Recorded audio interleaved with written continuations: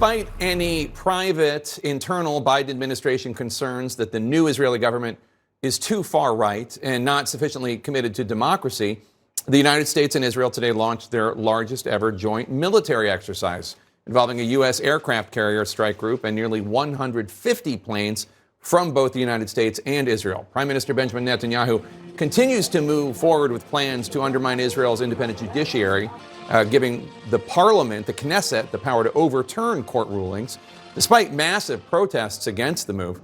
Let's discuss this with Democratic Senator Jackie Rosen of Nevada, along with Republican Senator James Lankford of Oklahoma. They just returned from Israel, where they led a bipartisan Senate delegation. Welcome to both of you. Senator Rosen, you reportedly told the Israeli government that you did not want to meet with any members of the controversial far-right parties within this ruling coalition during this visit. Why?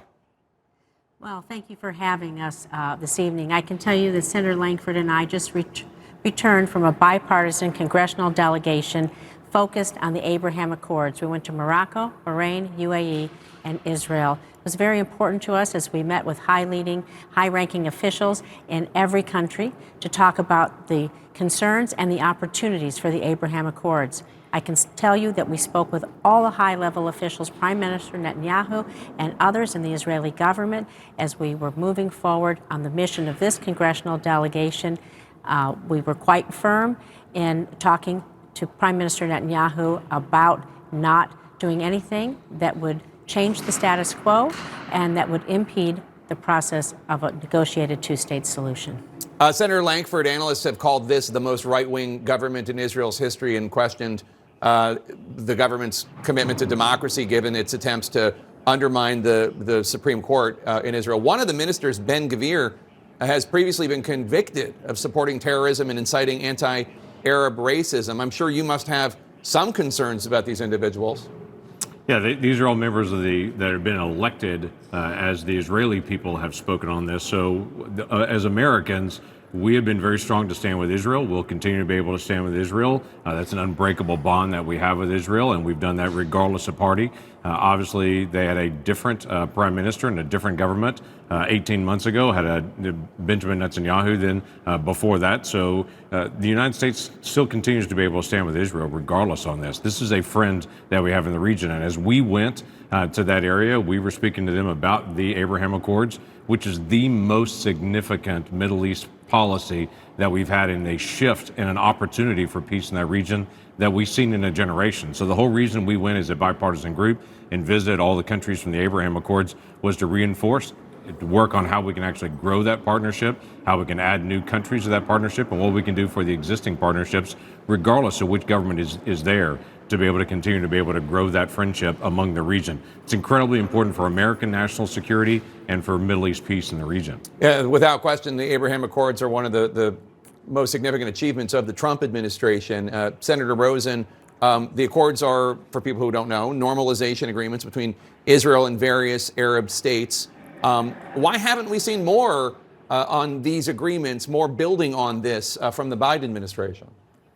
Well, I can tell you that the accords are pretty new, just signed in the last administration. Of course, we're still coming out of COVID, so some travel's been a little bit difficult between the countries. But this is really historical, the foundation and the framework that it lays. And so when we went to visit the 4 Abraham Accords countries, we talked about the challenges, the threats from Iran, the opportunities, how they can partner on water security, on food security, on energy, technology, and of course, medical partnerships. And what everyone wanted to do was be sure that they talked about peaceful coexistence in the region and prosperity.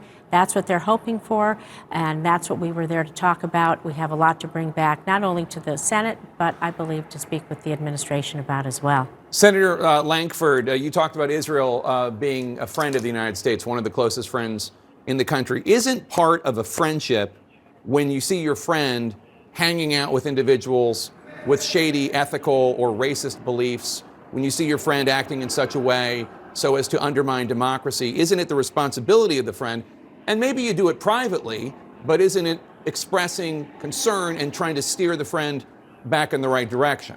Sure it is. That's the nature of being friends and having frank conversation. There are frank conversations that occur privately. There's also actions that we continue to be able to work on publicly. I would tell you, everything that we were focused in on is how do we continue to advance the Abraham Accords? How do we continue to strengthen this? What we've seen just in the last couple of months is what they call the Nega Forum meetings. These are practical meetings of all those nations meeting together, talking about, as Senator Rosen had mentioned, how they deal with water, energy, all the key things there in that region. If you're going to continue to be able to work towards a peaceful future, you've got to be able to sit down at the same table together. As I like to tell people all the time, you can't get all the issues on the table until you get all your feet under that same table. They're doing that now in that region through the Nega Forum and through other ways as well, and they're working towards advancing that. And they have those frank conversations with us and with all the governments. Quite frankly, with all of those nations, we would say we have differences of opinion on human rights and on different issues that are out there.